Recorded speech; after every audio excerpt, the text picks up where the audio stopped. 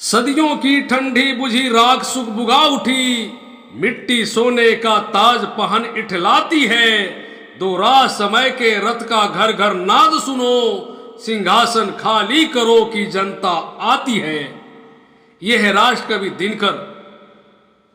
जला अस्थिया बारी बारी, चिटकाई जिनमें चिंगारी, जो चढ़ गए पुण्य वेदी पर, लिए बिना गर्दन का मोल, कलम आज उनकी जय बोल। कवि दिनकर। तू पूछ अवध से राम कहां, वृंदा बोलो घनश्याम कहां, ओ मगध कहां मेरे अशोक, वह चंद्रगुप्त बलधाम कहां। राष्ट्र कवि रामधारी सिंह दिनकर। नमस्कार। आज 23 सितंबर है, ओ शुभ दिन जिस दिन भारत माता का लाल बिहार की धरती पर अवतरित हुआ था और राष्ट्र कवि रामधारी सिंह दिनकर कहलाया। आज दिनकर की जयंती है। इस पावन अवसर पर मैं doctor Chhotelal Gupta, assistant professor, Dinkar ji को कोटि कोटि नमन करता हूं। आइए हम और आप आज आजादी का अमृत महोत्सव मनाएंगे और राष्ट्र कवि रामधारी सिंह दिनकर द्वारा रचित ओ कालजयी महाकाव्य परशुराम की प्रतीक्षा का पाठ हम आपको सुनाएंगे। तो सुनिए महाकाव्य परशुराम की प्रतीक्षा। वर्षों से चाइना के साथ हमारा विवाद चल रहा है। गलवान की घाटी हो या डोकलाम विवाद, आए दिन यह खटका लगा रहता है कि कहीं से सरहद से कोई बुरी खबर ना आ जाए। कुछ ऐसे ही हालात सन 1962 में भी बने थे। चीनियों ने हिंदी चीनी भाई भाई का नारा लगाया, हमसे गले मिले और हमारे ही पीठ में छुरा भोंक दिया।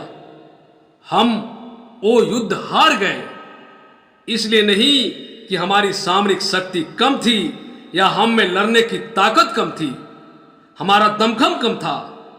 हम इसलिए हारे कि दोस्त और दुश्मन पहचानने में हमसे भूल हो गई।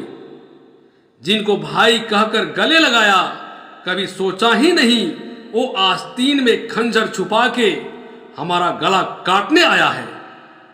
1962 के पराजय ने भारत को अंदर तक हिला के रख दिया।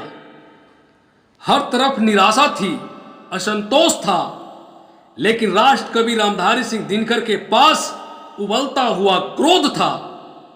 वे नाराज थे कि शांति व हिंसा पर टिके रहने की हमने बहुत बड़ी कीमत चुकाई है। उन्होंने सवाल उठाया कि क्या हम यूं ही अपने नेकी और अच्छाई के हाथों मरते रहेंगे, रणभूमि में शांति का श्लोक पढ़ते रहेंगे, या कभी दुश्मन को उसी की भाषा में जवाब भी देंगे। अपना तमाम क्रोध कवि दिनकर ने अपने कलम में भर दिया और एक ऐसा काव्य लिखा जो कालजयी हो गया, और वह काव्य परशुराम की प्रतीक्षा कहलाया। गर्दन पर किसका पाप वीर ढोते हो, सोनित से तुम किसका कलंक धोते हो। उनका जिनमें कारुण्य असीम तरल था, तारुण्य ताप था नहीं न रंच गरल था। सस्ती सुकृति पाकर जो फूल गए थे, निविर्ज कल्पनाओं में भूल गए थे। गीता में जो त्रिपिटक निकाय पढ़ते हैं, तलवार गलाकर जो तकली गढ़ते हैं। शीतल करते हैं अनल प्रबुद्ध प्रजा का, शेरों को सिखलाते हैं धर्म अजा का। सारी वसुंधरा में गुरु पद पाने को, प्यासी धरती के लिए अमृत लाने को। जो संत लोग सीधे पताल चले थे, अच्छे हैं अब पहले भी बहुत भले थे।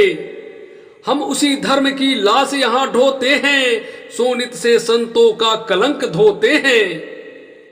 कवि का विश्वास शांति में है, लेकिन वैसी शांति जो पददलित होकर हासिल हो, उसमें बिल्कुल नहीं। कवि का विश्वास उन अंगुलियों में है जो रास की बांसुरी भी बजा सकती है और विध्वंस का सुदर्शन चक्र भी उठा सकती है। यहां दिनकर अपने सिपाहियों से पूछ रहे हैं कि तुम्हारे वध का दोष हम किस पर लगाएं। हे वीर बंधु, दाई है कौन विपद का, हम दोषी किसको कहे तुम्हारे वध का।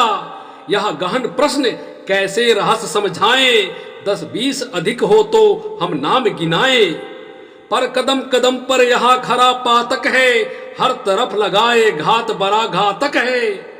घातक है जो देवता सदृश दिखता है, लेकिन कमरे में गलत हुक्म लिखता है। जिस पापी को गुण नहीं गोत्र प्यारा है, समझो उसने ही हमको यहाँ मारा है।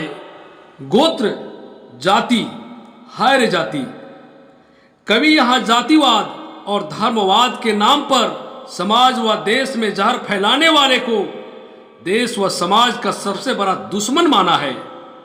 कवि का मानना है कि जो व्यक्ति किसी संस्था में उच्च पद पर है और वह जातिवाद, गोत्र, धर्मवाद की मानसिकता से विकृत हो गए हैं, वह व्यक्ति अपने पद और व्यक्तित्व को छोटा तो करता ही है, वह उस संस्था के प्रेम, सौहार्द, न्याय व सत्य को भी नष्ट कर देता है। यही नहीं, वह अपने जाति, गोत्र, धर्म के प्रति दूसरों के नजर में घृणा का भाव भी पैदा कर जाता है। ऐसे लोग नुकसान ही नुकसान करते हैं, कभी किसी का भला नहीं करते।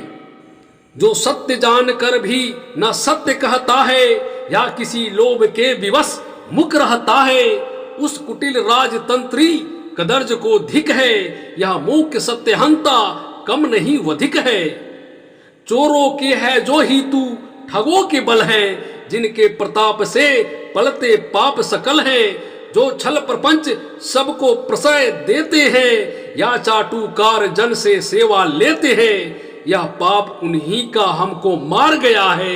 भारत अपने ही घर में हार गया है कौन यहाँ कारण जो नहीं विपद का, किस पर जिम्मा है नहीं हमारे वध का। जो चरम पाप है हमें उसी की लत है, दैहिक बल को कहता यह देश गलत है। ओ बदनसीब अंधो कमजोर अभागो, अब भी तो खोलो नयन नींद से जागो। वह अघी बाहुबल का जो अपलापी है, जिसकी ज्वला बुझ गई वही पापी है।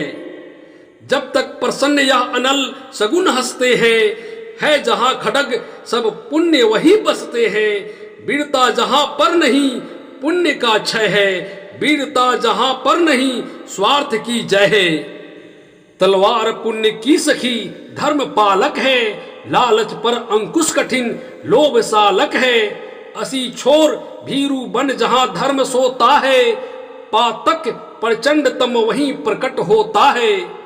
तलवारें सोती जहां बंद मयानों में, किस्मतें वहां सरती है तहखानों में। बलिवेदी पर बलियां नथे चढ़ती है, सोने की ईंटें मगर नहीं कटती है। जा कहीं पुण्य यदि बढ़ा नहीं शासन में, या आग सुलगती रही प्रजा के मन में। तामस बढ़ता यदि गया ढकेल प्रभा को, निर्बंध पंथ यदि मिला नहीं प्रतिभा को। रिपू नहीं यही अन्याय हमें मारेगा, अपने घर में ही फिर स्वदेश हारेगा।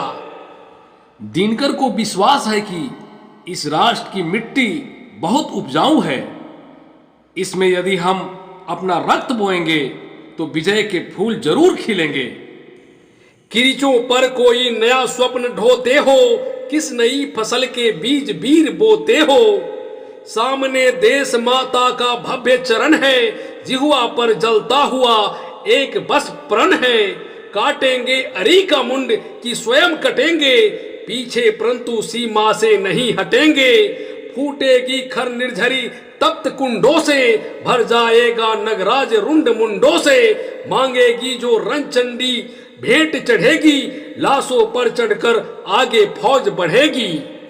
कुछ पता नहीं हम कौन बीज बोते हैं, है कौन स्वप्न हम जिसे यहाँ ढोते हैं। पर हाँ वसुधा दानी है नहीं कृपण है, देता मनुष्य जब भी उसको जलकन है। यह दान वृथा वह कभी नहीं लेती है, बदले में कोई दूब हमें देती है। पर हमने तो सींचा है उसे लहू से, चढ़ती उमंग की कलियों की खुशबू से। क्या यह अपूर्व बलिदान पचा वह लेगी, उद्यम राष्ट्र क्या हमें नहीं वह देगी। दिनकर को विश्वास है कि परशुराम फिर से भगवान के रूप में अवतरित होंगे और इस धरती के सारे पाप व अत्याचार को नष्ट करेंगे, जिससे कि चारों तरफ प्रेम, सौहार्द व खुशियां फिर से लौट आएगी। अंबर में जो अप्रतिम क्रोध छाया है, पावक जो हिम को फोर निकल आया है, वह किसी भांति भी वृथा नहीं जाएगा, आएगा अपना महावीर आएगा। हाँ, वही रूप प्रज्वलित विभासित नर का, अंशावतार सम्मिलित विष्णु शंकर का। हाँ, वही दुरित से जो ना संधि करता है, जो संत धर्म के लिए खड्ग धरता है। हाँ, वही फूटता जो समष्टि के मन में संचित करता है तेज व्यग्र जन जन से। हाँ, वही न्याय वंचित की जो आशा है, निर्धनों दीन दलितों की अभिलाषा है। विद्युत बनकर जो चमक रहा चिंतन में, गुंजित जिसका निर्घोष लोक गुंजन में, जो पतन पुंज पर पावक बरसाता है, या उसी वीर का रथ दौड़ आता है। गाओ कवियों जयगान कल्पना तानो, आ रहा देवता जो उसको पहचानो। है एक हाथ में परशु एक में कुश है, आ रहा नए भारत का भाग्य पुरुष है।